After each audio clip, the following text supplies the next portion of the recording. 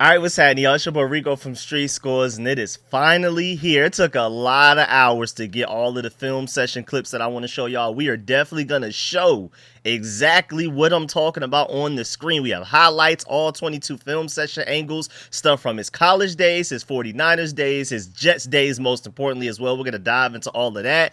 And just to let y'all know, I'm doing this for the love of the sport, man. I already know. With me showing all of that stuff, I'm not going to make a single penny off this video.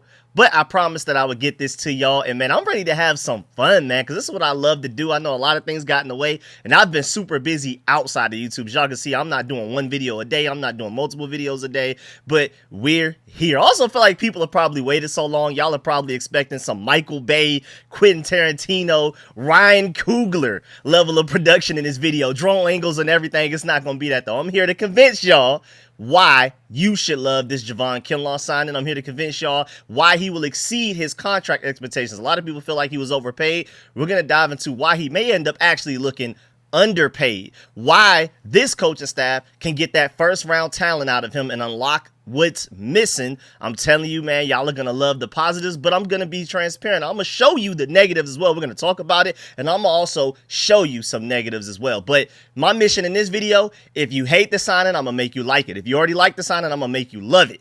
Let's go ahead and get into this video, but before we get into everything, make sure you stiff on that like button, stiff on the subscription button, and stiff on the bell next to that subscription button so you get notification each and every time I release an informative and opinionated video just like this one. Make sure you stay tuned to all of the content. Really appreciate y'all for supporting me and being so patient for this video. And I appreciate everybody that was calling me out too. I would see the comments and things like that. Again, I've been super busy, so I haven't been able to read and reply to his comments like I used to love to, and I still want to get to. I've just, whenever I finally have some downtime, I go on vacation, I promise y'all I'm gonna be in them comment sections. But I appreciate everybody that's been on my head and calling me out about it. The video is now here. Let's go ahead and dive into the video right now, man. Let's get it. Adam.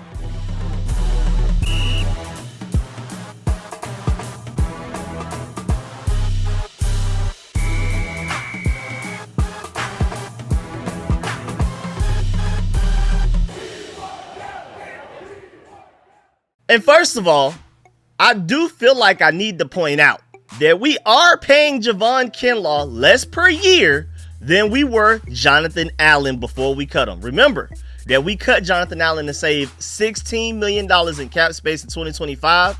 And just to remind you, Javon Kinlaw is only a $7.5 million cap hit in 2025. Not even half of what Jonathan Allen was costing us before we cut him. And even compared to Jonathan Allen, Javon Kinlaw is 3 years younger and again cheaper even per year. He's a maximum of $15 per year, which is still cheaper than Jonathan Allen, especially the contract that he got with the Vikings. And also, most importantly, he's arguably a better run stopper than Jonathan Allen as well. Not much better, but at least a little better. And there's also still this ceiling that we can tap into with better coaching, that he can become a way better player than we've already seen, even with this previous season with the Jets being his best season of his career so far. Because like I've already said and been saying for the past year, I'm expecting to get closer to people's ceilings than their floors with this coaching staff that we've assembled. Development, scheme, all of that type of stuff. I'm always expecting this team to get closer to people's ceilings, to overachieve, to get the most out of guys. They're not going to shoot 100% from the field, but I'm pretty sure we're shooting one of the highest percentages in the NFL. And if nothing else could have shown you that last year, I hope gave you at least a little bit of trust in this organization, man, especially after what they accomplished last year, going from 4 wins to 14, including the 2 in the playoffs, man. And we were not, I would argue, out of every team that was in the playoffs, even including the wild card teams, NFC, AFC, we were probably the least talented team on paper, top to bottom. And between Jaden Daniels carrying this coaching staff, maximizing the talent that we had, I'm telling you, man, you should believe at the very least, even if you don't love Javon Kinlaw, you got to at least love this coaching staff and trust the fact that they picked this guy for a reason, and they're going to get the most out of him. We're going to dive into a lot of that stuff a little later. And also, even though Kinlaw has yet to live up to his draft selection and draft hype coming out of college, he's coming off of his best year so far in his short career last year with the Jets. And Again, I like our coaching staff way more than I like that chaotic and dysfunctional Jets coaching staff from last year, especially after Saleh got fired after getting thrown under the bus for Aaron Rodgers and stuff like that. So I'm honestly expecting Javon Kinlaw to continue on his positive trajectory and just keep getting better, man. I'm telling you, that first round talent is going to show. I already know for a fact as a floor, he'll flash it at times. I'm here to dive into why I think the Commanders can get more consistency out of him, because it's not the flashes, it's not the ceiling, it's not the game-changing plays, it's how often can you do that. And so, of course, why people are the most down on him, I would say, are the injuries and inconsistencies. Let's dive into the injuries first, man, because back in September 25th, 2022, he suffered an ACL sprain to his knee. Grade 2, forced him to miss 11 games that season. And then in September 10th, the year before in 2021, he also suffered a knee ACL sprain, grade 2, and had to miss 16 games that season. So in 2021, missed 16 games. In 2022, missed 11 games, both with knee ACL sprains, both grade 2. But it's crazy though, because now, since then, he's played in all 37 of 37 possible games over the last 2 years. He's successfully defeated "he won't last on those knees" narrative. So we don't got to worry about that. I know he's had some injury proneness in his history, but he's defeated that now. Over the past 2 seasons, he's played in every single game that's been available to him. According to Pro Football Reference, though, they say in 2023 he only started 6 games, but he played in 17. And in 2024 with the Jets, he played in and started in all 17 games. But of course, go back to 2020. He played in 14 games, technically started 12. 2021 only played in 4. 2022 only played in 6 because of those ACL sprains that took him out for the rest of those seasons. He played a couple of games, then out for the rest of the season. That's just how that went. And then since then, no major ACL sprain, playing every single game that's available. So I feel like we can kind of move past the whole injury concerns thing. I think he's good to go. And then also, of course, we do not rely on Pro Football Focus grades to surmise who's good or not, but there is some important context here to dive into. Because first of all, I think there is something there with the fact that he was ranked 22nd in snaps played out of all interior defensive linemen, but yet he led the position in forced fumbles.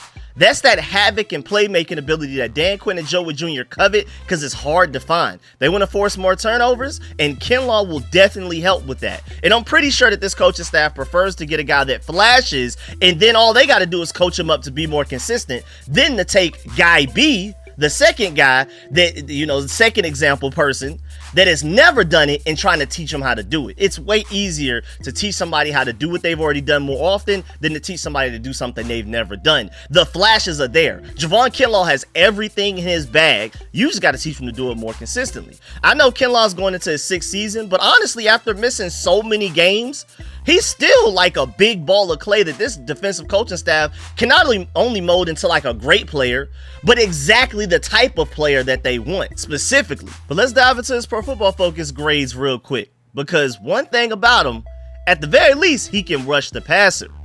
Overall, his grades from 2020 up to 2024, starting from his rookie's debut season, he had a 54.1 overall grade. Then he had a 50.4. Then in 2022, again, injury struck in a big way. Both of those seasons, 2021 and 2022, he ended up with a 31.9 Pro Football Focus grade with the limited time that he played. But then in 2023, he had a 53.8, and then in 2024, he had a 53.4. But I do want to emphasize the fact that his pass rushing the last couple of years have been the highest by far in his career, according to Pro Football Focus. Again, we don't necessarily trust these grades, but I feel like it's an interesting reference point to start with when you're watching the film. Either watch the film first or watch the film second, but either way, keep this in mind, because 2020 he had a 58 pass rush grade. Then 2021 he had a 57.6, hurt. Then the next year, hurt again, 59 pass rush grade. Then in 2023, his first fully healthy season since his rookie year, he had a 71.9 pass rush grade. And then the year after that, in 2024, he had a 68.2 as well. And just to let you know, that would have been the highest pass rush grade of any defensive tackle that we had on our team last year in 2024. Like the highest, easily. You have Johnny Newton with a 62.7. Carl Davis, who only played 89 defensive snaps total, had a 65.6. Javon Kinlaw last year would have been our best pass rushing defensive tackle. That's including Daron Payne. That's including Jonathan Allen in the limited time that we got him. This is a pass rush. At the very least, you can say whatever you want to say about him. This guy brings some pass rush juice to this defense, some chaos, some havoc that we did not have last year, at the very least. Again, I don't necessarily trust Pro Football Focus, but I feel like it's an interesting reference point to kind of see, okay, they felt like he's gotten better. Like, where's his trajectory? What's the changes in his game? And I agree with those changes. I don't agree with the grades, but I agree that he has gotten better with his pass rush ability now that he's had a couple of fully healthy seasons. And I think this upcoming season is going to be the year that he finally breaks out onto the scene and is one of the best pass rushing defensive tackles in all of the NFL. And again, I don't agree with Pro Football Focus overall, but I feel like his grades make sense because he's always flashing. His problem is doing it from the first snap to the last snap every game. He honestly has moments where he looks like an all-pro some snaps, and then on other plays in that same game, he'll look like a guy that has no business getting $15 million a year. I'm going to keep it 100 with y'all, and I trust this coaching staff to get more of the prior out of him. I'm not expecting him to turn into Mr. Consistency all of a sudden to be the most consistent defensive tackle in the NFL, but I am expecting his good plays to go from being a flash in the pan to who he actually is and an identity of his. And it's more so because I believe in this coaching staff. I like Kinlaw selling a lot as well, but I'm really excited about what this coaching staff specifically is going to get out of him with proper development and most importantly, scheme. Like if this were the Rivera era and we had Jack Del Rio and that defensive coaching staff, I would be nowhere near as optimistic about Javon Kinlaw. I like his talent, but it's more so at the very least believe in the scheme and the coaching. I mean, Dan Quinn alone, he's famous around the NFL for being one of the best defensive minds in football, but more specifically, not being lazy and actually putting players in the best positions to succeed in situations to maximize their talents as often as possible. I keep referring back to this Josh Norris and Hayden Hinks video where it was like the whole Myles Garrett like demands a trade, and then they were doing like landing spots, and again, non-Commanders reporters, non-Commanders fans, completely neutral analysts, they typically stick to draft stuff, and they picked the Commanders specifically because of Dan Quinn, and specifically Dan Quinn because they said that he does a great job of, no matter how good your talent is, no matter how bad your talent is, Dan Quinn is arguably the best defensive mind in football at putting guys in situations to succeed as often as possible. He's not just going to tell you to go out there and be Myles Garrett, be Michael Parsons. He's going to coach you up as if you're the worst player on the team, even if you are the most talented. So I'm really excited, man. And we're talking about a guy that was also, let me emphasize this, he was 15th in pass rush win rate among all defensive tackles in the NFL last season. So forget those Pro Football Focus grades. At the very least, pass rush win rate wise, there's nothing you can argue against stats. We're not talking about opinions or grades. We're talking about pure cold facts. He was the 15th best defensive tackle in the NFL as far as getting after the quarterback just this past season. And the team, again, mind you, was a clown show. I don't even know how players on that team showed up on Sundays and were able to even focus enough to be able to play well like that. Imagine what he's going to do when there's a bunch of competent leadership around him and guys that are playing their hearts out and playing meaningful football where we're thinking we're going to be playing in January and maybe even February. So now moving on, let's go back and talk about his potential and ceiling coming out of college. And now let me cook. It's time to get to some of these clips and highlights. Well, first of all, when he came out of college, he didn't do any of the testing at all. None of the testing that really mattered. I mean, he got clocked for like a 20.2 miles per hour 40-yard dash, which is absolutely insane for a guy that's 6'5", 324 pounds. And which takes me to my main point. His size grade was elite according to relative athletic score, because of course he's 6'5", 324 pounds. How did he possibly even reach a 20.2 miles per hour speed when running? Now, granted, since he didn't do any of the testing, he doesn't have an overall relative athletic score, but his size grade is elite. And of course, his speed grade would have been elite, with the fact that you could be that fast at that size is insane. But the most important part to take away is this guy is 6'5", 324 pounds. He's built like some type of Greek warrior of legend type of thing. Like he's very intimidating. Like everybody says that when they've gone to these OTAs and things like that, Javon Kinlaw's size and physique and the way he's built has really stood out. and I think it was Seawall Sports. I think she said something to the extent of, this defensive line is going to be way better this upcoming year, just off of the fact that we've gotten way bigger and stronger. Well, between Eddie Goldman, Javon Kinlaw, and Dietrich Wise adding serious size and strength to this defensive line room, we're naturally just going to be way better at the very least stopping the run just because of that. Now, also looking at his college tape at South Carolina before he headed into the 2020 draft, it's really easy to tell why he was drafted in the first round, 14th overall. And just a heads up, I'm not going to do a bunch of stopping and rewinding like I do in my normal film sessions. I'm just going to let the clips play on repeat as I break them down. Feel like that's better for this video specifically for some reason. But either way, on this first play, he's going up against Alabama's really talented offensive line filled with guys that got drafted. And he's the guy that's fourth from the bottom of the screen going up against Alabama's starting center, and he obliterates him to get to Tua Tagovailoa for a sack. That initial punch and that continuous power that he showed on driving that offensive lineman back was insane. Again, mind you, this is against an Alabama offensive line, but it's not even just Alabama's offensive line that's really talented that he went up against and balled out. On this second play, he's up against my Georgia Bulldogs. He's the second guy from the bottom, and he just obliterated a double team to sack Jake Fromm's sorry self. Eating up a double team and getting the sack is insane. That's like a really unique talent. That's an elite ceiling and flash there that a lot of people could never amount to doing ever. Of course, Javon Kinlaw, the problem is we got to get that level of play out of him more consistently. But again, like I already said, it's easier to take a guy that can do it and teach him to do it more often than to teach a guy that can't do it how to do it in the first place. Javon Kinlaw, as you can see, can clearly do it, man.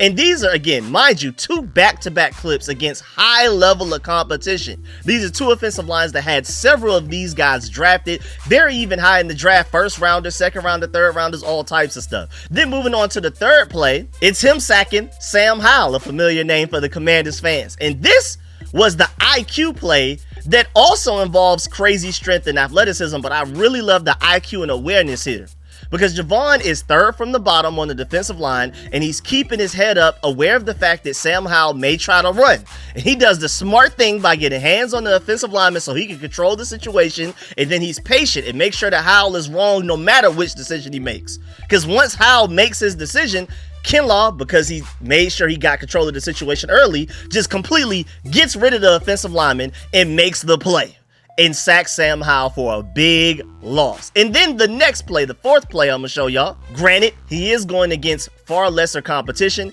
but that has nothing to do with that ball get off that he showed on this play. Look at him compared to the other South Carolina defensive lineman as he's breaking on the ball as the ball is snapped. Level of competition has nothing to do with ball get off. And I love that he has this, because ball get off is really hard to coach in the players. You can develop and working on timing the snaps, but the explosion behind it is pretty much uncoachable. And it's kind of like one of those things, either you have it or you don't. And Javon Kinlaw definitely has it, as you see on the screen right here. And you probably even noticed it in some of the other clips I've already shown you. And then this fifth and final play I'm going to show you from his college tape, because again, we have a lot of 49ers stuff and Jet stuff to look at as well. In this last clip, he blocks a field goal. I mean, that is the definition of a playmaker. Whenever you need a play made, this guy is the guy to go and make it. Again, consistency is a problem. I'm going to keep emphasizing this, and we're even going to get to a part of the video where I'm going to show you the negatives. I'm going to show you some of his weaknesses to his game that Dan Quinn and Joe Wood Jr. and those guys and Daryl Tapp can try to coach out of him. But at the very least, man, you're seeing the flashes, and not everybody can flash like this. And mind you, this is only a handful of great plays he made in college. This is the talent that we're here to break down in this video today. This is the ceiling. And I love how all of these 5 plays show different parts of his loaded toolbox of traits that you can utilize for this defensive coaching staff. This is the ball of clay. This is the ceiling. Mold him into a great player, a more consistent player. And also look at this screenshot. Look at this great Alabama offensive line and how they had to treat him compared to his teammates. And this was not his only time dealing with this in college. This is the type of ceiling that he brings to this team. There's no way that if Javon Kinlaw taps back into this level of athleticism and play, that a team could even be able to do this, because then Johnny Newton and Deron Payne will just eat up. So you can never show this much attention to Javon Kinlaw. But when he's on, when he's 100% focused and locked in, This is the type of guy that he is. There's not a lot of people in this tier of talent. Of course, again, when we're talking about playing production, it hasn't added up yet. It hasn't matched that. But the talent, the ceiling is obviously there. You could tell by how much Alabama, Nick Saban himself respected this guy. And then when he got to the NFL, in his first game as a 49er, he was already doing stuff like this. I mean, this is like elite level stuff right here, man. The strength, that center of gravity to just move people out of the way. I mean, he's discarding offensive linemen like they're way smaller. Like that's a wide receiver that tried to block him on these two plays. I feel sorry for the Cardinals, man. I mean, I knew they knew he was a first round pick, but they probably weren't expecting him to be this disruptive already in his NFL debut, week 1 of his rookie season. And now let's get into it, because that was his week 1 first game ever in the NFL of his rookie season, all of that. But here are some more examples of what he brings to the table talent-wise for the Commanders. And these are plays throughout his NFL career. This is not just me showing what he did his rookie season and then keeping it there, or we're not just showing his best season. We're talking about throughout his entire career in the NFL so far, even the season that he's been hurt, you're seeing some of these flashes. And I wanted to start with a funny play because he got the job done. The technique was just terrible. I mean, like, what is that, man? But hey, still got the job done. I wanted to show y'all that because, hey, even though the technique is bad, and I want to acknowledge the fact that the technique was terrible, we're not just going to sit here and gloss over the fact that even though he made the play, the technique was not bad. I mean, I'm unfamiliar with the jump over the double team technique. I don't know when they ever coached that. He just came up with that on his own. But hey, he made the play somehow. This is the definition of being a playmaker, to where even if the technique isn't conventional, even if it isn't the right technique, the correct technique, he still finds the way to make a play. I don't ever want him to do that again, ever. But I'm sure Adam Peters, Dan Quinn, and Joe Wood Jr. have seen this while watching film on him and got a really good laugh out of it. Now on to some more of his serious plays and some of the better examples of how talented this guy still is. He tweeted this back on May 22nd of this year, like 2025. He said Javon Kinlaw still has the physical ability to demolish blockers as a pass rusher and as a run defender. If there's one guy in the NFL who can bring out the potential and put it all on the field for him, it's Dan Quinn. And again, this is Doug Farrar, not a Commanders reporter, not a Commanders fan in any way, completely neutral analyst, also believing in Dan Quinn and also acknowledging the fact that Javon Kinlaw has all of the talent in the world and Dan Quinn is the right guy that's going to get it out of him more consistently. But look at this play right here. This is him going against the Cardinals, and he may not necessarily be like the best stack in hold down and like anchor in the run game, but if you need a guy to get into the backfield and make a play, Javon Kinlaw is your guy. You're looking at 4 defensive linemen. He's second from the right. I mean, look how he absolutely obliterates this offensive lineman to get to the running back. Now, granted, the running back could have trusted his blockers a little bit more and kept going, but I mean, look how he just gets hands. I mean, the hands are already violent on the offensive lineman. Now, granted, the offensive lineman is starting to move on and try to block somebody else, but I mean, the hands are super violent. You can see the pop that the offensive lineman takes. It moves them back, and then to be able to discard the guy and go make the tackle like that was insane. So, of course, the pass rush upside is elite. Again, 15th best pass rusher, defensive tackle last year, and that was him still trying to figure it out and still develop. Imagine what more coaching and experience is going to do for him. But then also against the run, he can do things like this. And then also moving on, another run game play, and this is against a really good Steelers offensive line here. He's out here one-on-one, and he's clearly the stronger guy here. He had lower pad level, he struck him, he got hands on him, and then was able to make the tackle on, I believe that's Najee Harris, probably number 22, I'm assuming. I mean, but he is bullying this offensive lineman on this play. One-on-one, you don't ever want to run the ball his way. You better choose a different gap. And then on this play, out of the 4 defensive linemen, he's second from the right again, and he absolutely gets rid of the offensive lineman in front of him to go be a part of this Justin Fields sack against the Chicago Bears, man. He gets hands on him, and now granted his pad level isn't great. Again, I'm gonna be completely transparent with y'all. I'm not about to sit here and act like it's all rainbows and glitter. Even in reps that he wins, there's still little things that we can nitpick, like you could have been better in this way. And his pad level isn't good here. But even with that lack of pad level, he's still way stronger than the guy and literally moves him out of the way as if he's a little child. Just completely gets rid of him and gets the sack, man. These are the types of plays that have Dan Quinn and Joe Wood Jr. is so excited to coach this guy because you can't really teach that. And it's like I've already said several times in this video alone, it's way easier to take that and teach him to do it more often than to teach a guy that can't do that at all how to do that ever. And then also, he not only blocked kicks in college, he blocked kicks in the NFL as well.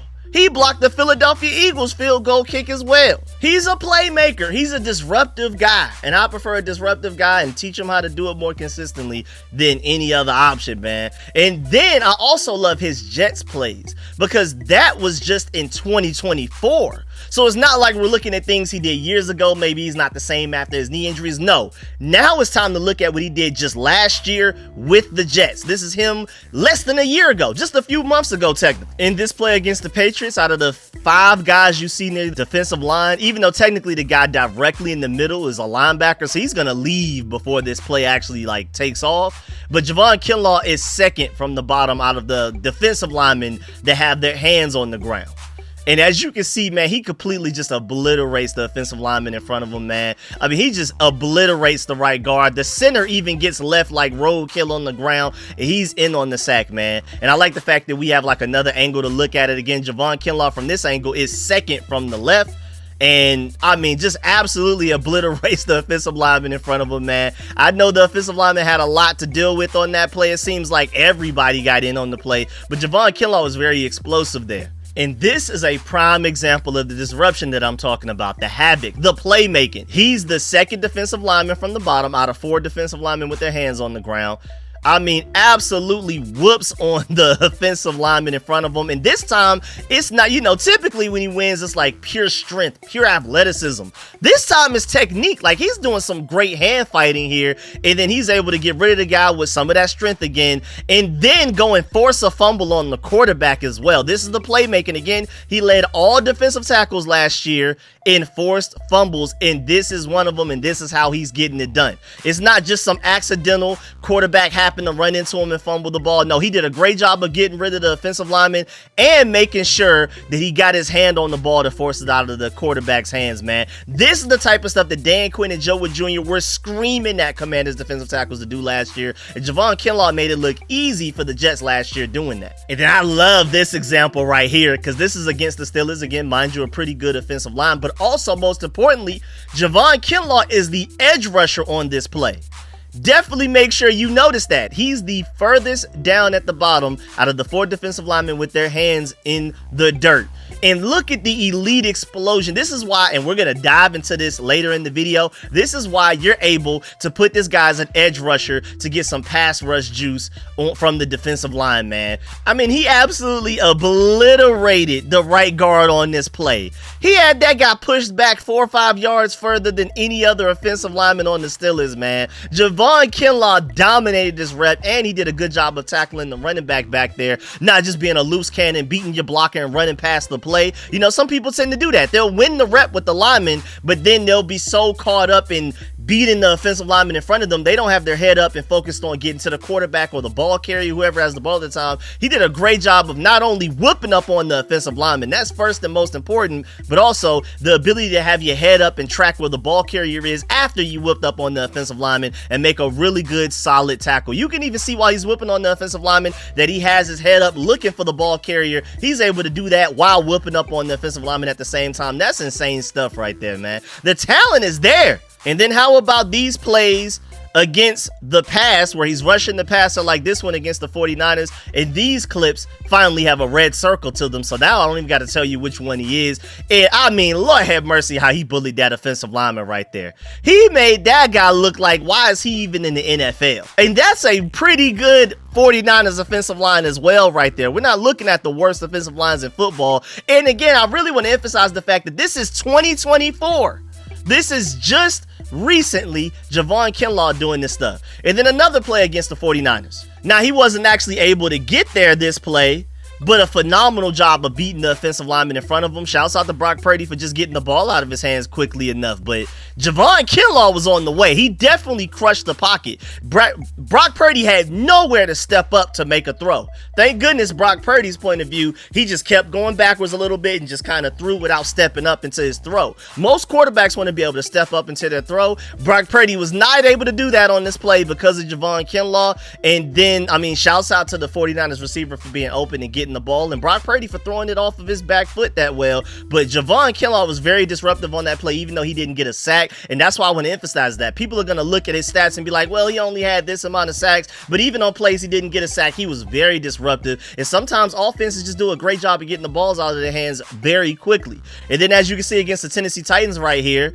I mean, to obliterate this offensive lineman like that and push him back into the quarterback. Another play that's not going to show up on the stat sheet as a sack, but he completely obliterated the offensive lineman. And he's right there on who I believe is Will Levis at the time. I mean, Lord have mercy. And then on this next play versus the Patriots, he does a really good job on this stunt here, working his way around the offensive line, getting to where he does, and I like the timing of it. I like the technique there as well. And then he's able to get a clean hit on the quarterback, and that quarterback felt that the play afterwards, man. He did not want to get back on that field and do another play after Javon Kinlaw hit him like that. And on this play against the Vikings, if he actually would have handed this ball off to the running back, he would have gotten obliterated. The offensive lineman was cooked. The running back got engulfed. Like, man, hey, shouts out to Sam Darnold or the play caller Kevin O'Connell for calling a play action there or whatever. Because if that's not play action, he actually gives that ball to the running back. He's cooked. He is cooked. And then I definitely wanted to make sure I included this play against the Steelers, because look at the footwork. Somebody that's 6'5", 320 something pounds should not be able to move down the offensive line this well, man. Look at him going from gap to gap to gap to gap, and then he explodes and gets to the quarterback, man. That is elite level agility from a guy his size, man. That's just not normal. That is not normal at all. That is alien freakish athleticism stuff right there, man. I wish he would have actually done his testing at the combine, because I think people would love him a little bit more if they just saw that 9-point something relative athletic score that he definitely has within him. And I do want to stop and take some time to point out the fact that he had a career high in sacks last year with 5, tackles with 34, and run stops with 24. So this guy is on a very positive trajectory. He's coming off of his best season in multiple different ways. This guy is ready to ball out. I'm telling you right now, he's coming off of his best season, and I think in 2025 he's going to have an even better season. I'm definitely going to explain why later when we start to talk about the coaching staff and the scheme that he's going to play in. And also, like I said earlier, man, he was 15th out of all defensive tackles in pass rush win rate too. So career highs in different stats. And then on top of that, he also went out there and was the 15th best defensive tackle as far as getting after the quarterback last year. And on this play against the Rams, I love the motor here. I love the pursuit. First of all, I mean, we got to acknowledge the fact that he absolutely whooped up on the offensive lineman in front of him. And I love this too, because, you know, this is a different technique than we've seen him win with in other clips that I've shown y'all so far. This one was just a spin move right off the rip and made the offensive lineman look silly. Like, why are you even in the NFL falling forward like that type of stuff, man? And then also the pursuit afterwards was insane. And I like the energy to just jump on top of the pile, even though the play is already done. Get active. You know what I'm saying? Stay involved. Stay hype. You know, stay locked in. I like that. But I mean, you've seen him win in so many different ways. Strengths. You've seen clubs. You've seen him just completely just get rid of guys, rip move, all types of stuff. So the bag of tools is deep. And then on this play, that's so crisp, so clean. If the ball was coming his way, he definitely would have easily have made a play like 3 yards behind the line of scrimmage. But shouts out to him for having the awareness and IQ to be looking up and find the fact that the running back is going the other way. And he's immediately in pursuit of that after he gets rid of the offensive lineman in front of him. It doesn't take him a while. He's not delayed after beating the block in front of him, like, what's going on? He's immediately on the way to the running back. You can tell that he has his eyes up a lot of the time that he's making these plays. And then on this play against the Colts, he's going against a double team against the center and guard. Now, granted, the guard is just including one hand and then kind of, you know, moves over to the right tackle. Then he comes back, and then Javon Kinlaw is the reason that this play is stuffed. They have 2 guys trying to move him, and they just aren't able to move him. They're even like kind of doing a tush push in an extent, and he's trying to push the running back forward, and Javon Kinlaw is stopping the double team lineman and the running back from moving forward. They're not going anywhere. So you see the ridiculous, insane strength on that play as well. And then on this play, this is a pure double team. And even though he doesn't have as great of an anchor as I would hoped, I think better pad level, he would have won this rep. But even then, he didn't get completely washed, and he's the one that ends up making the tackle. Now, granted, it's like 2-3 yards down the field. I would have preferred if it was made at the line of scrimmage, or even better, behind the line of scrimmage. But he's still the one that makes the play. So shouts out to him. Again, that's coachable. You can coach him to have a little bit better pad level right there, and he wins that rep easily against 2 NFL offensive linemen, putting all of their strength in only blocking him. And I already showed y'all a stunt from earlier, but I really like this example of a stunt right here because he can be really disruptive when doing stunts like on this play alongside with Quinn and Williams. Imagine him with Daron Payne or Johnny Newton or maybe even Eddie Goldman on this play. And I love this, man. And I'm pretty sure he likes it too when he's just able to be a pure crash out. Forget technique, forget patience, forget all that IQ and awareness and technique stuff. Just go out there and obliterate another human being. He excels in that. They literally told him, stunt, and the next offensive lineman you see, do everything you can to knock him down. And I love the fact that, like, when he's asked to just only be a pure crash out, forget the technique and all of that, just go dominate somebody, he's not only able to do it, he looks like he loves to do it. Like, he had fun doing that, man. I love that. We could definitely utilize that. Now, moving on to some of the negatives. And straight up, one, I don't love him taking on double teams all of the time. He can do it. I've shown y'all clips, but without better pad level, you know, this is not something that's just automatically, you're definitely going to be able to coach into him. You know, it's coachable, but not everybody takes to it. Now, but so as of where he stands today, I don't love him going against double teams very often, but that's why we brought in Eddie Goldman. We're going to talk about that in the scheme part of this, how the surrounding parts around him are going to make him way better than he's already been in his NFL career. But I don't like him taking on double teams. And 2, of course, consistency and staying locked in 100% of the time. I did nitpick a lot, like cherry pick a lot of the great plays that he had throughout his career in general, but especially the Jets plays. I could also show you some negatives, and I'm about to show you some negatives right now.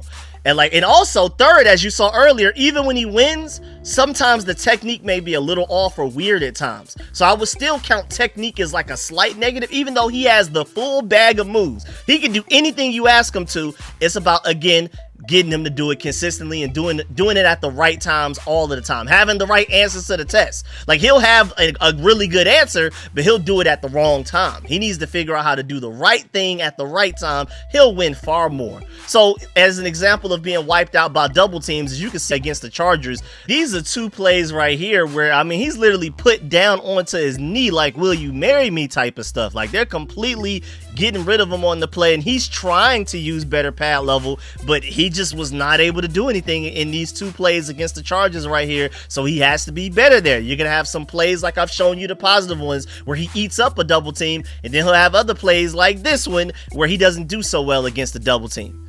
But I do want to emphasize, though, great thing is that's why we signed Eddie Goldman. And if Daron Payne truly is as focused as he, Dan Quinn, and Joe Wood Jr. have said so far, like the past couple of days, it sounds like Daron may be headed for another breakout year, and that will also help Javon Kinlaw face less double teams. But Eddie Goldman, we brought in to be a true zero tech. We didn't have a zero tech nose tackle last year. That's why everybody caught double teams.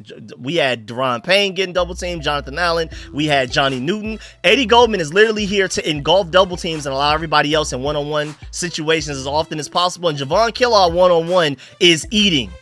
As long as you can keep him clean, he's not facing as many double teams, he's going to eat. And then also moving on, I've already shown y'all clips of him doing a pretty good job of keeping his head up, but he doesn't do it all of the time. So he still needs to do a better job of playing with his head up and being more aware more often. And I believe this coaching staff can definitely get this out of him, because again, we've seen him do it in other clips where he did have his head up and was aware. And then also I believe in this coaching staff. But like, I mean, as you're seeing in this play right here, I mean, he has no idea what's going on in this play. He's the second defensive lineman from the left, and you just see him just shoot up the gap and completely runs out of the play. Like, he feels like he won. You know when things are too easy, something's wrong. Something's fishy. You got to just feel it. Like, why was this so easy? Why was I able to beat this offensive lineman? So, well, they basically pulled the chair on him. They just knew that, I guess from watching film, that he's the type of guy that he's pretty sporadic. He's pretty explosive. He's kind of out of control at times. He he may just shoot up the gap without even looking up sometimes. And so he was so wrapped up in beating the offensive lineman. When he beat him too easily, he just kept going forward, falling forward, no balance. And then now the running back has an easy lane and is literally running the way that Javon Kinlaw was responsible for on that play. So that play is completely on him. And shouts out to the Cardinals for their smart coaching to realize, hey, just pull the chair on this guy. But now that Dan Quinn, Joe Wood Jr., and even Javon Kinlaw have film on that, if I've seen it, I know they've seen it. So they now know that that's something they're going to emphasize throughout the offseason to work on and improve. And now how about moving on, putting everything into context as far as scheme and surrounding cast? Well, first of all, we've seen this coaching staff maximize the limited talent that they had last year. The coaching staff gets the best out of guys, really, for the most part. Nobody shoots 100% from the field, but Dante Fowler had 10.5 sacks last year, and Frankie Louisville had an all-pro season. That was the first of his NFL career. He was already a really good linebacker in his previous seasons, but he came to the Commanders and got his first all-pro career honors. But as soon as he got with Dan Quinn, he had the best season of his career by just the first year that he played under Dan Quinn and Joe Wood Jr. scheme. It didn't take 2 years or multiple years. The first year he plays under this scheme, all-pro year. And I dare Dante Fowler to get even close to the 10.5 sacks he had last year, now that he's with the Cowboys. I dare him. Please show me.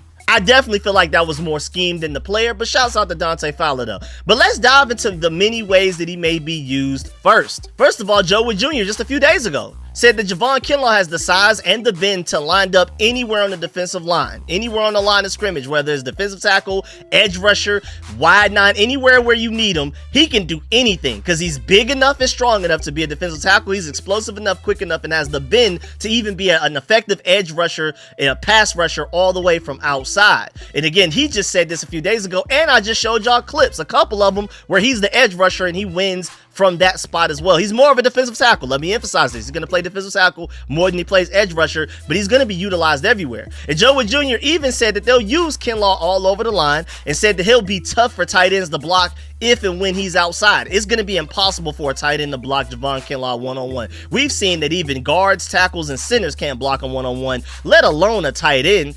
And also, he said that he can even be a problem inside. He said, quote, he's an intriguing young man to work with, unquote. Very high praise from your defensive coordinator just a couple of days ago, just from seeing him in OTAs. But also, when we first signed Javon Kinlaw, there was all of this talk about elephant in. Let's dive into that, because Chad Forbes, he said, interesting analysis on the Redskins Javon Kinlaw deal.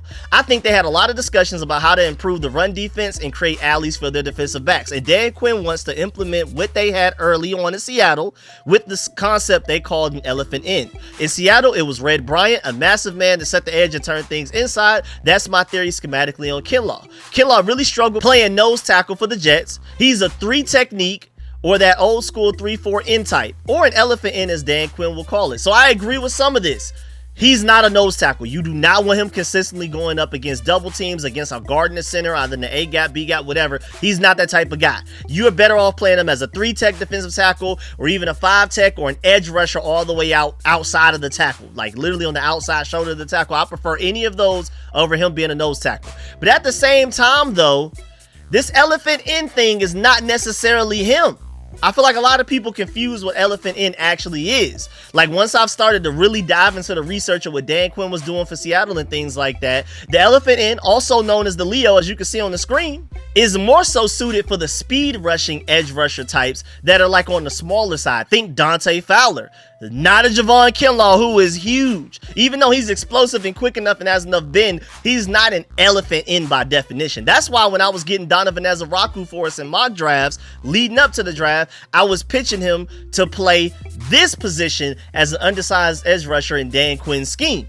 I'm not sure where this mix-up came in, but I realized fairly recently that elephant in is the opposite of actually what Javon Kinlaw will be. That is more of a speed rusher edge type, and I really wanted to make sure we stop and acknowledge that. But that doesn't mean that Joe Wood Jr. lied to us, and that Javon Kinlaw will not play edge rusher in certain situations. He definitely will. I already showed y'all clips of him being a successful edge rusher, especially in situations where they're trying to focus on stopping the run. So why not get bigger at the edge rusher position to make sure nobody can get to the outside? We're talking 3rd and short, 4th and short. Maybe he's even part of the solution for stopping the tush push, but he just won't technically be the elephant in while playing on the end. He may be an edge rusher, but not the elephant in or a Leo, in my personal opinion. I mean, listen to Joe Wood Jr. talk about it briefly. Joe Wood Jr. just a few days ago, the same time when he gave those quotes that I just gave y'all, he said that the front will be bigger personnel-wise on first and second down, and additions like Javon Kinlaw and Eddie Goldman will create better matchups against 12 and 13 personnel when teams are obviously trying to bully you in the trenches and run the ball against you, especially in between the tackles. Joe Wood Jr. also said that adding size and length were goals this offseason, and that guys like Javon Kinlaw literally epitomize that approach, and he believes that Kinlaw will move up and down the line of scrimmage because of that size and length that he brings to the table. And then shouts out to Connor Rogers. He brings up a good point. He said that as far as breaking down what Javon Kinlaw going to the Commanders and why it makes sense, he said, quote, somebody you're going to rotate. I like his ability as a power rusher. If this is a defense that can get teams in the third and long, he can stay on the field for you. When the Jets ran stunts and twists, he looked really good. He can move for his size. He can be a capable pocket pushing pass rusher, and the sheer size of this guy is absolutely unbelievable, unquote. This is from a neutral analyst, not a Commanders fan nor a Commanders reporter. And also, Javon Kinlaw even acknowledged it himself. One of the main reasons I'm optimistic about why he's going to be even better than what he was for the Jets last year, he said that he got too heavy last year. While it helped him against double teams, it cost him some of his explosiveness, which he feels like he's the best at. And he says that he plans to shed some weight for this upcoming season for the Commanders. So that already tells you he's going to be closer to an edge rusher than he is a nose tackle. Again, I already feel like he's going to be more so a defensive tackle more times than not, but he's going to be closer to being an edge rusher, an explosive, quick, get after the quarterback, explode into the backfield type of guy. Then he's going to be eat up double teams in the run game guy. That's why you signed Eddie Goldman in the free agency. You signed him so that you can allow Javon Kinlaw and even Johnny Newton to do what they do best, and that's penetrate. So I'm really excited about what they're going to do. The scheme and the players around him are going to bring out the best in him. This is the best situation he's been in since he's gotten to the NFL, even just coaching wise alone. Now, even more reasons for optimism. I also want to point out the fact that Rashawn Gary was a very late bloomer. So why can't Javon Kinlaw be the same thing? Trey Hendrickson as well, who a lot of people want us to trade for or give up first-round picks for, was a super late bloomer. And now he's leading the NFL in sacks 2 seasons in a row. Why can't that be Javon Kinlaw? Then Grant Paulson brings up a good point. He said, it sounds like the Jets asked Javon Kinlaw to gain over 20 pounds last year. Like Javon Kinlaw, I just gave y'all that he acknowledged that. Maybe a lighter version of him will make him more productive. Also, the Jets were a fiasco last season. Fired coach early, just a bad organization. Perhaps the change of scenery will help big time. Another point that I brought up earlier, and I feel like he worded that very well, that's why I wanted to repeat it. And a 49ers fan even tweeted, when we signed Javon Kinlaw just a few months ago, earlier this season, this is coming from a 49ers fan. He said, quote, it is funny seeing people how happy they are that they didn't get Javon Kinlaw and gave him that much money. His tape is so solid and has been for back-to-back years. 49ers fans forget that he was the best defensive lineman by far in that 2023 playoff run. Again, that's coming from a 49ers fan himself that has no reason to vouch for Javon Kinlaw now that he's 2 years removed from his team at this point when he tweeted that. And also shouts out to Tantar Podcast. I agree. He said this front office and this coaching staff isn't made up of idiots anymore. Like I mentioned earlier, this is not the Rivera era. I would have a completely different outlook on Javon Kinlaw's potential for the Commanders if this was still under the Rivera Jack Del Rio regime. This is the Dan Quinn, Joe Wood Jr., Adam Peters regime. They won't get everything right, but they sign players with a specific plan in mind. Coaching matters a lot. They get the benefit of the doubt from me, and they do from me as well, man. And I'm going to trust Adam Peters, Dan Quinn, and Joe Wood Jr. The fact that they watched ridiculous amounts of all-22 tape on this guy and have a serious plan to get first-round talent out of him. They didn't sign him and give him that much money for no reason, because they're literally paying him like a first-round talent. And also, Adam Peters literally specializes, like his superpower, if anything, is looking for lost talent that has been misused and played out of position in their respective schemes wherever they were, and then bringing them over to the Commanders and getting the most out of them. Javon Kinlaw is the perfect candidate for that. He probably has the most potential to have a breakout season out of anybody we've added this offseason, whether it be via trade, free agency, draft, whatever. This guy, I feel like this is the right situation, the perfect recipe for him to ball out. And not only was Adam Peters with Javon Kinlaw in San Francisco as his assistant general manager, but so was too our current defensive lines coach, Daryl Tapp. He was the assistant defensive lines coach for 3 seasons with the 49ers and Kinlaw. And shouts out to Al Galdi. He brings up a good point. He said Adam Peters wasn't just with the 49ers when they drafted Javon Kinlaw. Peters was also the assistant general manager when they decided to decline Kinlaw's fifth-year option. He's well aware of his flaws, and yet he still wanted him here and gave him all of that money. It tells you there's something there. There's something people that are just in general are missing on this, and I'm hoping that I kind of showed y'all pieces of it.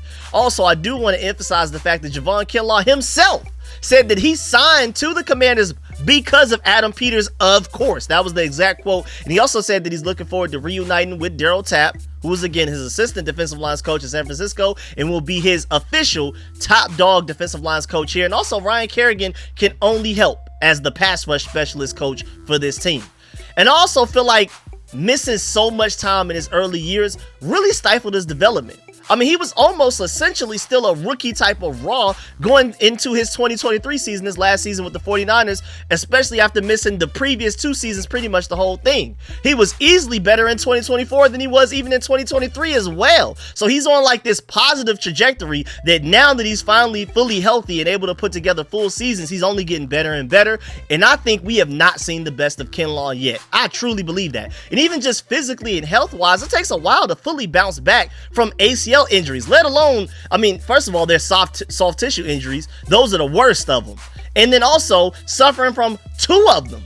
He may be going into 2025 the healthiest and most physically prepared to be dominant that he's been since 2021. And also, Javon Kinlaw played nearly half of his 2024 snaps at edge rusher last year. I should have mentioned that earlier when I was showing y'all the edge rusher clips. We were talking about potentially playing edge rusher. And I don't think that it was a coincidence that he had his best year of his career last year doing so, which goes back to my point that Dan Quinn and Joe Wood Jr. are going to move him all around the defensive line. He's primarily a defensive tackle on the average play, but he's going to be on the edge way more than like a Johnny Newton or Deron Payne or even Jonathan Allen have been as defensive tackles in previous Commanders season. You're going to see Javon Kinlaw on the edge more than a typical defensive tackle. It's going to be really fun to watch him, even just from trying to find out where he is on the defensive line in any given play. And it would be lovely if Deron Payne finally played like the player we're paying him to be. That would give us a scary defensive line in rotation with Johnny Newton finally getting a fully healthy offseason worth of practices. I'm very optimistic about what this, especially interior defensive line, is going to look like and play like this upcoming season. And Javon Kinlaw is the main reason for it. And even if all of that didn't sell you on him, that watching him from college, time with the 49ers, the Jets, like actual plays I showed you and broke down to you, at the very least, you got to believe in the fact that, first of all, he's a local guy and he's going to give it 110%. His story is insane. I mean, maybe I should have thrown this in the beginning of the video, but I really wanted to get to the film session as soon as possible. I just had to build it up with all of the stats and Pro Football Focus grades and things like that. But this is a guy that grew up in Northeast DC. He even pointed out the fact in his initial press conference that he's a real Skins fan, point blank period. That's literally his exact quote. So he's a super local guy. He's gonna give it his all. I mean, imagine playing for your dream team finally. Imagine finally going back home where you're from and playing for the team that you rooted for as a kid growing up. We're going to get the best out of him. I'm so sure of it. And also his initial press conference after signing here, I mean, even outside of that, had people fired up. But even on top of that, his Senior Bowl press conference before he was even drafted, when he was interviewed, perfectly showed his motivation for being such a great player. He dove into his DC roots and how hard it was growing up and everything like that. This is a 1 minute and 44-second clip, so if you don't care to hear this, just go ahead and skip ahead like a minute and a half, just to let you know. But this is him telling his story. Very inspiring, and this is why you're going to get a guy that's extremely motivated. Well, my mother from Trinidad and Tobago with my 2 older brothers, just growing up in Northeast Washington, D.C., pretty much homeless, living in basements. Well, we went without electricity, no water, things like that. We had to use the neighbor's hose to fill up totes of water. We would take them back in the house. We had gas stove. You would light the stove with a little match or something. Get a tall pot, boil the water, mix it with some cold water, put it in a bucket, take it upstairs, take a shower like that. But at a young age, we just thought that was normal, you know. That's how we was living. We didn't know how everybody else was living, but we knew that's how we was living, and we was cool with that, you know what I'm saying, especially me. But now that I look back at it, it was tough, man. But it made me a man, you know, at a young age. Grew up early, definitely.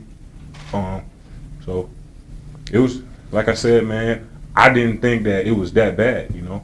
That's when I was so used to it. And just going through JUCO ball, just like what you learn from that entire experience going JUCO? You just can't give up on yourself. Times definitely get rough. I didn't, like Jalen said, I didn't really expect myself to even be here, you know. I didn't expect myself to be a collegiate athlete, you know. But I stuck it out, you know. I stuck with it, staying in JUCO. Fun fact, my first 2 days there, I didn't even eat because I didn't know where the calf was at. And then I didn't know the food was free. So when I found out, I found out it was free, I was going crazy. But, And I agree with my dog over there, the Podfather at the Burgundy Zone. Make sure you follow him on Twitter, subscribe to him on YouTube and everything like that. He said, I would go to war for a guy like this. Welcome home, Javon. I completely agree. That backstory right there is enough for me to really believe in him. And then he's also talking his talk as well. Because after we signed him, back on March 11th, he posted on Instagram this picture right here with the caption, just cut that film on, it don't lie. So you can tell that he's hearing some of the outside noise about how overpaid he was and why would the Commanders pay him like that. And I just showed y'all the film. He's way better than a lot of people give him credit for. And I've already explained to you why he's going to be even better for the Commanders than he even was. And I feel like he was underrated for the Jets last year. And also moving on, I know it's super random and it doesn't necessarily have anything to deal with how successful he's going to be here. But I think it's really cool that both Deebo Samuel and Javon Kinlaw went to South Carolina University and then got drafted by the 49ers. And then both of them ended up on the Commanders in 2025 at the same time. I thought that was a pretty cool correlation right there. The Commanders, I don't know, they really love their connections. And I feel like that's a pretty good one. Also, lastly, man, you got to trust this regime. They may not, like I already said earlier, may not be 100% right all of the time. But who is? And they paid him big money for a reason.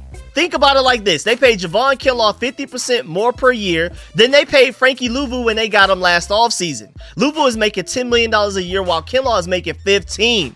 Remember that he is pulling up to Washington and reunited with Adam Peters, who is our general manager and who played a role in him even getting drafted by the 49ers, and the current Commanders defensive line coach and Daryl Tapp. And if both of those people feel that highly of him from their time in San Francisco with him, then there must be something there. And again, just to go back to the Frankie Louvu point, they're paying him more than they paid Frankie Louvu last year. They must have some serious hype behind this guy to where, I mean, let the money do the talking. Let's just talk cold facts. They're paying him more, so you would assume that they're higher on Javon Kinlaw in 2025 than they were on Frankie Louvu in 2024. And you saw how he balled out in 2024. Again, second team All-Pro season.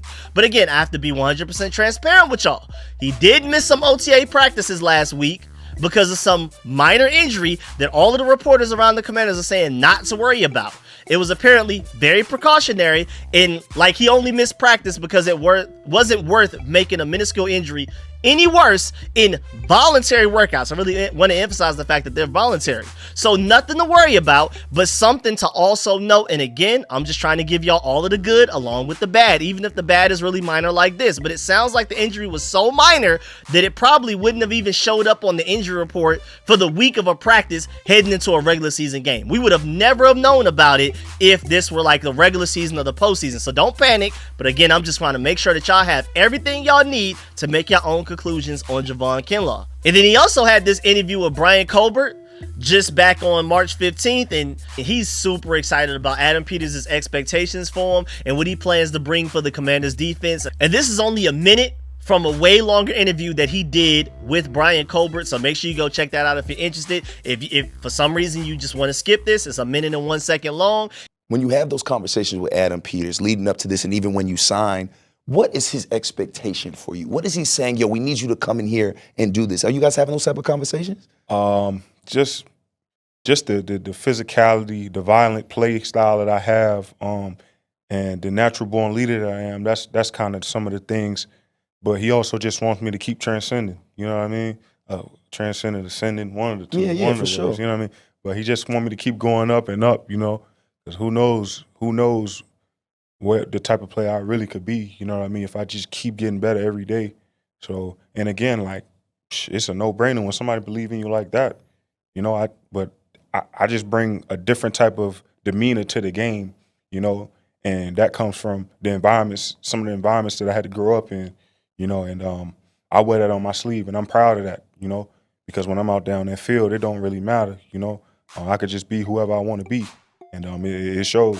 And then also, before we get up out of here, after Saquon was getting like 150 yards a game against us, you gotta love the fact that they spent so much of free agency improving this run defense, from the defensive tackles, the edge rushers. I mean, again, mind you, Javon Kinlaw, Eddie Goldman alone, defensive tackle wise, edge rusher Dietrich Wise, and a few other guys, Jacob Martin as a pass rusher, and then even like the secondary guys they brought in. Will Harris is a really good run defender. Jonathan Jones is even a really good run defender as a corner as well. You gotta love the fact that they've done everything in their power this offseason to improve our biggest weakness last year, which was run defense. And I'm telling you right now, Javon Kinlaw will play a very large role in our run defense, going from dead last in the NFL last year to what I believe will be top 10 in the NFL this year. From our biggest weakness last year to arguably our biggest strength this year, and Javon Kinlaw is going to be a centerpiece of that. I'm telling y'all right now. Listen to me now, believe me later. But yeah, man, that's the end of this video, man. I'm already an hour and 10 minutes into recording this video, man. That's why it's taking so long. I had to get so many notes together. I already knew recording it was going to take forever, but I'm happy that I finally got it done. Now that that's out of the way, I can start to focus on a lot of my other video ideas, because I've already been busy outside of YouTube. But every day I've just been chipping away at this video, like setting aside a few minutes to a couple of hours of working on this video, doing research, watching film.